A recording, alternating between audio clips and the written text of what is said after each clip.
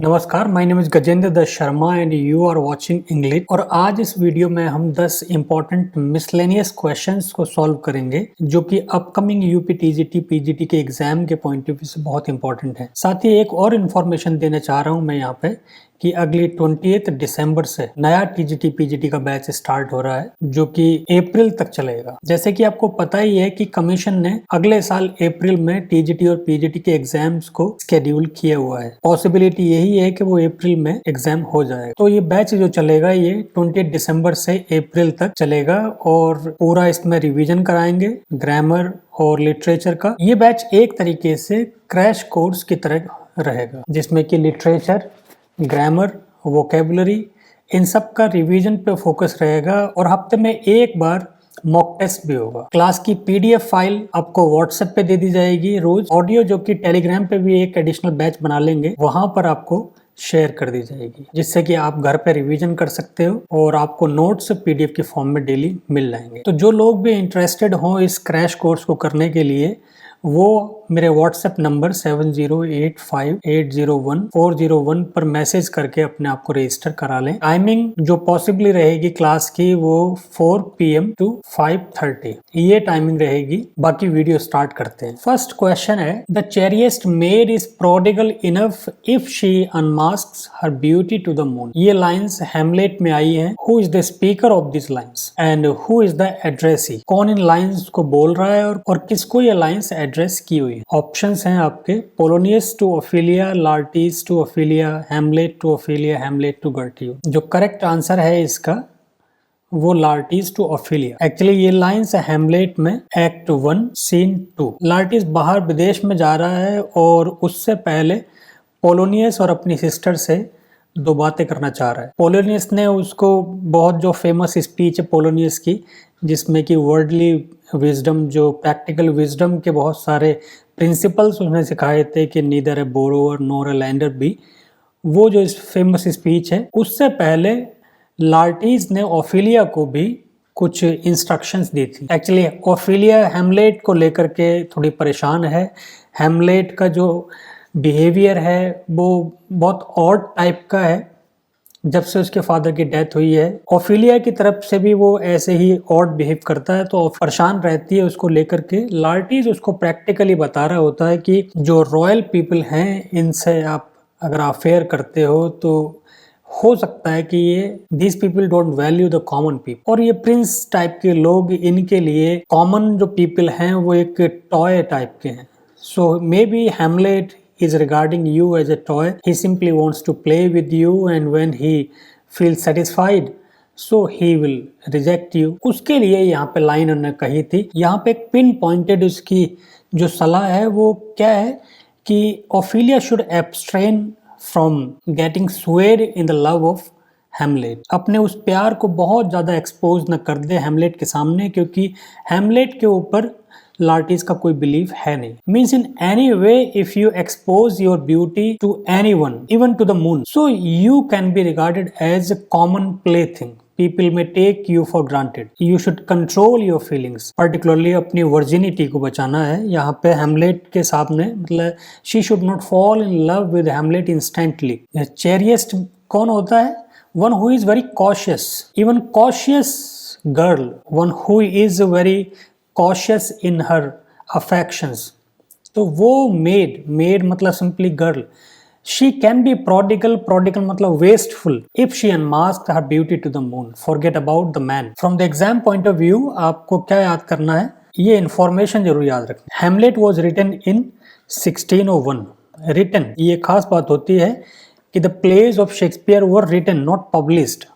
They were published only in the folio form in 1623. So they are known as being written. It is the longest play or longest tragedy in fact. दोनों तरीके से आप ले सकते हो। Hamlet is both longest play and longest tragedy. In 1603 it was printed as bad text. जो quarto edition, उनको quarto edition कहते थे। Quarto edition actually it is based on the memory of actors. वो रिलायबल हो भी नहीं सकते, वो स्क्रिप्ट तो रिलायबल नहीं हो सकती। That's why they are called bad text, unreliable. Bad किस सेंस में? Unreliable text. जो स्क्रिप्ट थी वो अनरिलायबल थी, जो फोलियो की स्क्रिप्ट थी वो रिलायबल थी। कुछ तरीके से ये यूज किया गया था। हैमलेट का सोर्स क्या है? सेक्सो ग्रामेटिकास। ये नैरेटिव थी इन हिस्टोरी डैनिके। एक और भी सोर्स है इसका, स्कैंडिनेविया टेक्स्ट है, the tale of Hamlet. Next question, the famous elegy of Thomas Gray, the elegy written in country churchyard, is written in which of the following forms? Quatrains of 10 line syllable, octave and sestet, heroic couplet, and Alexandrians. Actually, it is composed in quatrains. Quatrains means stanza of 4 lines. There are 32 stanzas in all. 32 stanzas में 29 stanzas जो poem के हैं और 3 stanzas epitaph, जो last की 12 lines हैं वो epitaph की form में है. So basically it has 29 stanzas of 4 lines each. The poem was published in 1751. The meter is primarily iambic pentameter, जो कि होता है iambic मतलब short long, short long, short long, short long. Pentameter means 5 feet, 5 feet 10 syllables. So a line of 10 syllables in the arrangement of short and long. 5 pairs of this arrangement. Iambic pentameter. जो stanza का rhyming है वो क्या है? A B A B A B A B. 4 line stanzas alternate rhyme. This is called alternate rhyming. Since they use iambic pentameter, so इनको heroic stanza भी कहते हैं। हीरोइक स्टैंजा हीरोइक क्यों है? क्योंकि हीरोइक ये पैटर्न जो यूज करता है वो हीरोइक है, iambic pentameter.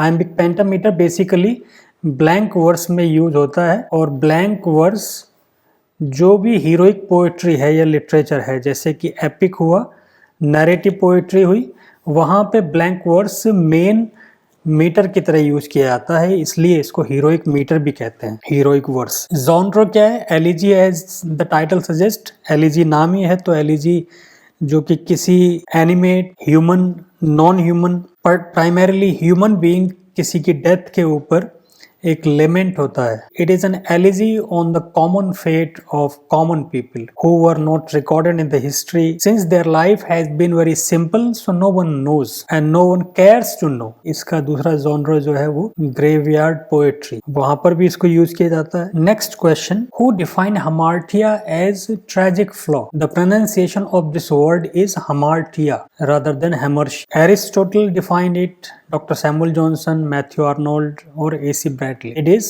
Aristotle. He defined in his famous book Poetics, and particularly in the discussion of tragedy. Tragedy के discussion में इन्होंने ये introduce किया word hamartia, Greek. It is a Greek word, and इसका meaning क्या है? To err means to commit mistake. अब यहाँ पे error क्या है? ये error in judgment which leads to the fall. It is a tragic flaw. It is an error in judgment. The character unconsciously commits an error which ultimately leads to his fall.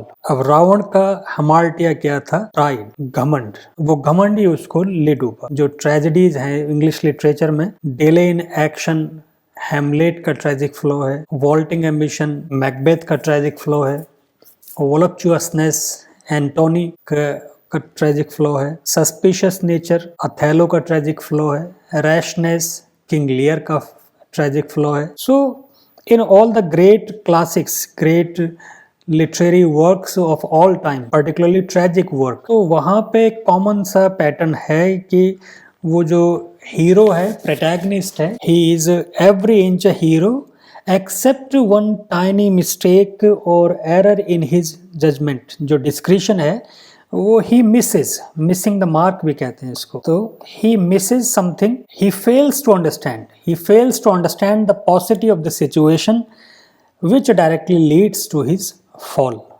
वो definition tragedy के context में Aristotle ने Poetics में दी थी। In fact hamartia का जो Greek word है, कंप्लीट ग्रीक वर्ड, वो क्या है? Hamartanein, which means to err. Next question, what is the other term for trochee? Trochee is a metre. Which is the other term for trochee? Is the opposite of iambic meter. Iambus. Iambus is a noun. Iambic is adjective. इसका opposite क्या हुआ? Trochee से trochaic. Trochaic, iambic. ऐसे trochee, iambus. Iambus is a fruit consisting of short syllable followed by long syllable, तो short long ये जो pattern है इसको ऑपोजिट कर दे तो फिर क्या बन जाएगा, ट्रोकेइक, यानी लॉन्ग फॉलोड बाय शॉर्ट, यानी कि long short long short long short. So जितने भी पेयर्स ऐसे होंगे वो पैटर्न रहेगा ट्रोकेइक, और काउंटिंग उन सिलेबल्स की वो फिर डाईमीटर, ट्राईमीटर, टेट्रामीटर, हेक्सामीटर, पेंटामीटर, इन सब में वो आ जाएगा। अब ट्रोकी को दूसरा वर्ड क्या है, so it is choree. Choree is an additional word for trochee. बाकी बात करते हैं मोलसिस।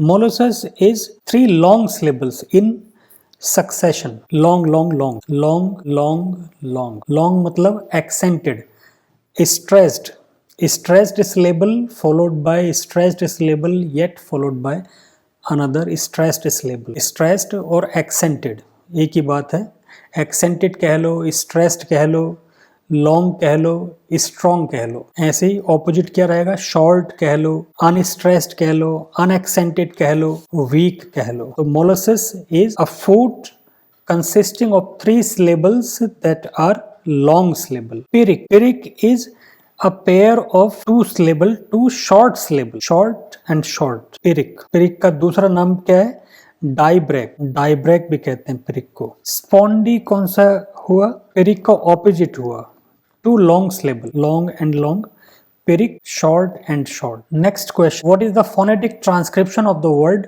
ENNUI? अगर आप लोकल हिसाब लगाओगे तो NUI टाइप का आप सोचोगे, but it is not the correct pronunciation।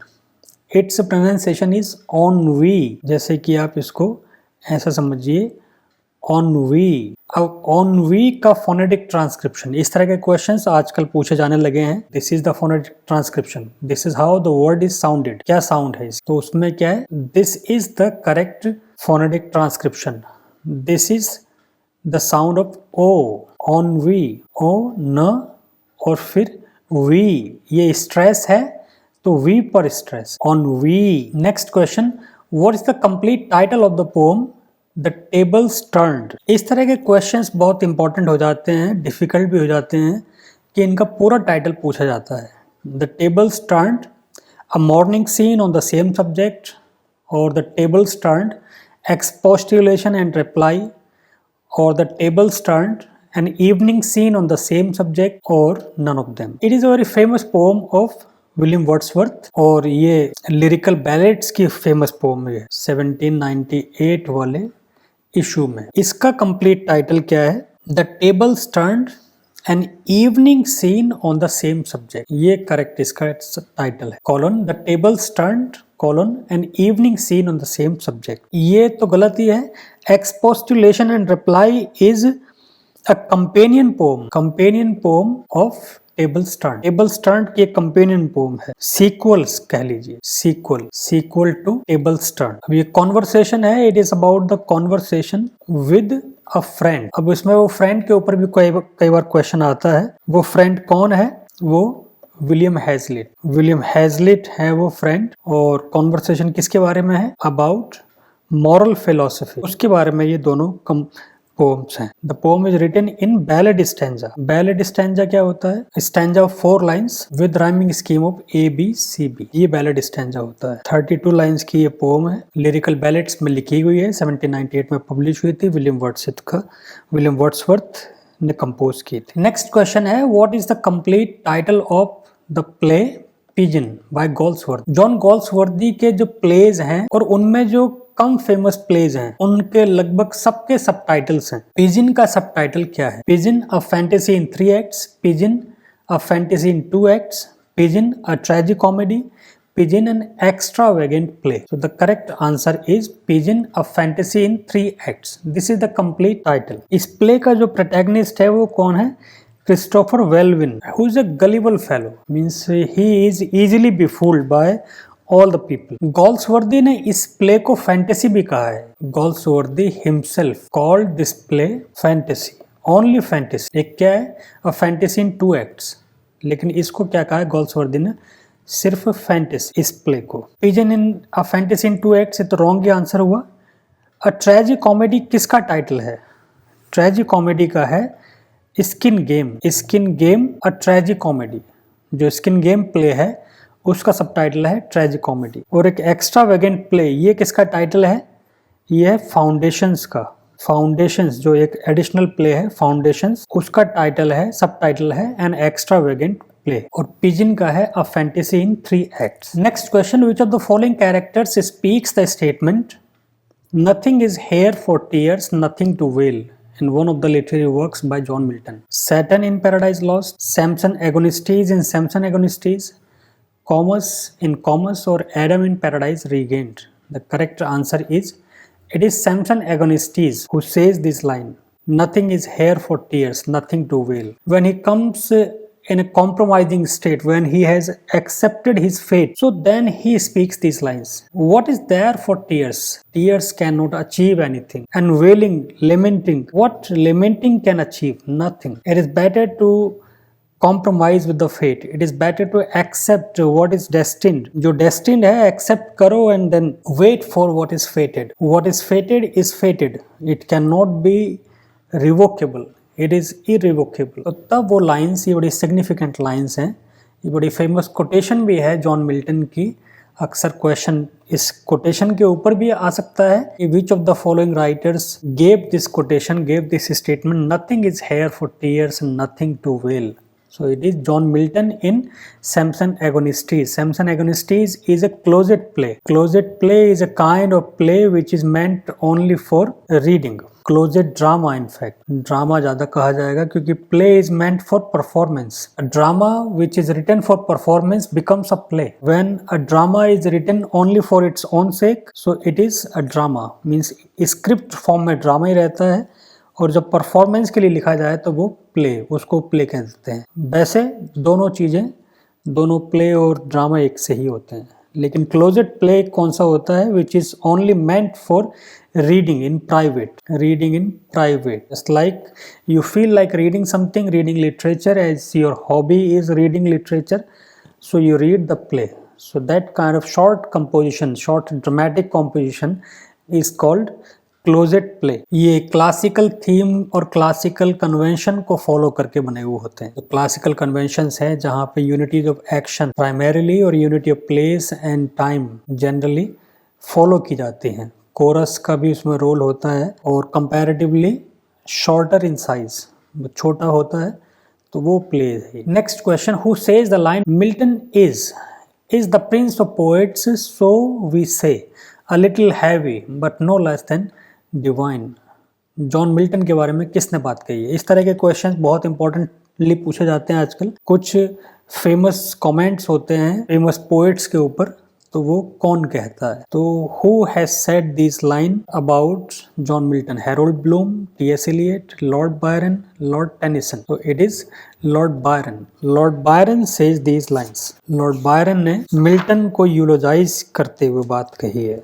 ये it's a kind of eulogy, it's a kind of appreciation, accepting the worth of the poet Milton. तो लॉर्ड बायरन ने कहाँ पे कहा था ये भी एक अलग से क्वेश्चन बन जाता है। इन डॉन जुआन 1819 और 1824 इसमें पब्लिश हुआ था, और it was in canto 3। Canto 3 में ये लाइन मिल्टन के बारे में कही थी, Milton is the prince of poets. तो ये प्रिंस ऑफ पोएट्स में, जैसे किंग ऑफ पोएट्स हुए, फादर ऑफ पोएट्स, जैसे फादर ऑफ पोएट्री तो जॉफ्री चौसर हो गए। अब प्रिंस ऑफ पोएट्स अगर क्वेश्चन इतने आता है कि who is called Prince of poets, तो उसका आंसर भी क्या होगा? मिल्टन। और ये हो जाता है कि who calls Milton the prince of poets, तो लॉर्ड बायरन उसका आंसर हो जाएगा। पूरी कोटेशन पूछी जाएगी कि ये who says this line Milton is the prince of poets so we say a little heavy but no less than divine. Little heavy मतलब थोड़ा क्लासिकल एल्यूजन ज़्यादा है मिल्टन के यहाँ। आपको क्लासिकल एल्यूजन और पर्टिकुलरली जो लैटिन का यूसेज आपको ज़्यादा मिलता है, और क्लासिकल एल्यूजन्स उनका आपको ज़्यादा यूज मिलता है। इसकी वजह से ही ये हैवी पढ़ते हैं पढ़ने के लिए, मतलब थोड़ा सा डिफिकल्ट पढ़ते हैं, तो उन्होंने उसको एक्सेप्ट किया। लेकिन but no less than divine, because a writer who composes the epic like Paradise Lost is no less than divine himself. ये क्लासिक वर्ल्ड क्लासिक्स में से एक है, जो गिने चुने एपिक्स हैं वर्ल्ड क्लासिक्स, उनमें से एक जॉन मिल्टन का पैराडाइज लॉस्ट भी है। तो वो John Milton seems to have been inspired by the God himself, divine himself, तब जाकर वो ऐसी कंपोजिशन लिखी जाती हैं। तो उसी को एक्सेप्टेंस भी यहाँ पे मिला हुआ है। Lord Byron accepts, acknowledges the worth of John Milton as divine, prince of poets. Next question, what will be the question tag for the sentence. Question tag के क्वेश्चंस ग्रामर में बहुत आते हैं। एक क्वेश्चन तो कम से कम आएगा ही आएगा, और वो ट्रिकी क्वेश्चंस आएंगे, ऐसा नहीं कि नॉर्मल सा क्वेश्चन आ जाएगा। पर्टिकुलरली इंपेरेटिव जो सेंटेंसेस हैं वहां पर आपके क्वेश्चन टैग जो नॉर्मल क्वेश्चन टैग होते हैं वो नहीं लगेंगे। नॉर्मल क्वेश्चन टैग का क्या रहता है, जो सेंटेंस है अफर्मेटिव है तो क्वेश्चन टैग बन जाएगा नेगेटिव में, नेगेटिव है तो अफर्मेटिव में, और जो उसकी हेल्पिंग वर्ब है जो प्राइमरी ऑक्सिलरी है उसी प्राइमरी ऑक्सिलरी को अफर्मेटिव नेगेटिव में अकॉर्डिंगली आप चेंज कर दोगे, वो आपका क्वेश्चन टैग बन जाएगा। लेकिन इंपेरेटिव के साथ और पर्टिकुलरली ये वाला सेंटेंस डोंट फॉरगेट इट, तो यहाँ पर जो आता है वो आता है विल यू। ये अनकन्वेंशनल रहेंगे, मतलब आपको ऐसा नहीं होगा कि यहाँ पे डोंट फॉरगेट में तो प्राइमरी ऑक्सिलरी क्या है, डू, ये क्या है, नेगेटिव, तो इसका क्या बन जाएगा, अफर्मेटिव, तो डू यू।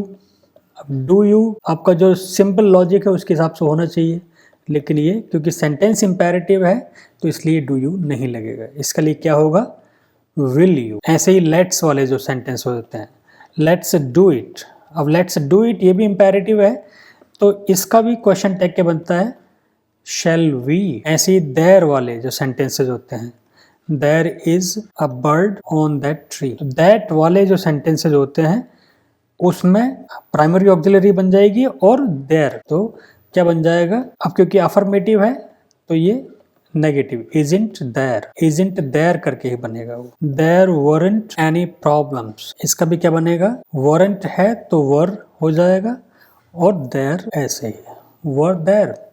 तो जो इंपेरेटिव सेंटेंसेज हैं उनके साथ आपको थोड़ा केयरफुल रहना पड़ता है क्वेश्चन टैग बनाने के लिए। आप सही से उसको तैयार करिए तो आपका आंसर गलत नहीं होगा। So that is all for now. ये 10 क्वेश्चंस के साथ साथ काफ़ी अलग डिफरेंट इंफॉर्मेशन भी मैंने इस वीडियो में दी है जो कि आपको हेल्प करेगी पूरी और तरह के क्वेश्चंस को भी सॉल्व करने में। वीडियो अगर आपको पसंद आई हो तो लाइक करिए, इसको शेयर भी करिए ताकि और जो एस्पिरेंट्स हैं टीजीटी पीजीटी के उन तक जाए। और जैसा मैंने स्टार्टिंग में कहा था कि जो नया बैच स्टार्ट हो रहा है 28 दिसंबर से, उसमें जो भी इंटरेस्टेड हो वो मैसेज मुझे कर दे। इन्फॉर्मेशन मैंने स्टार्टिंग में दे दी थी। इस जो स्क्रीन पे आपके नंबर आ रहा है उस पर डायरेक्ट मैसेज करके इन्फॉर्मेशन ले सकते हो। और अभी तक अगर आपने सब्सक्राइब नहीं किया है चैनल को तो वो भी कर दीजिए। Thank you so much.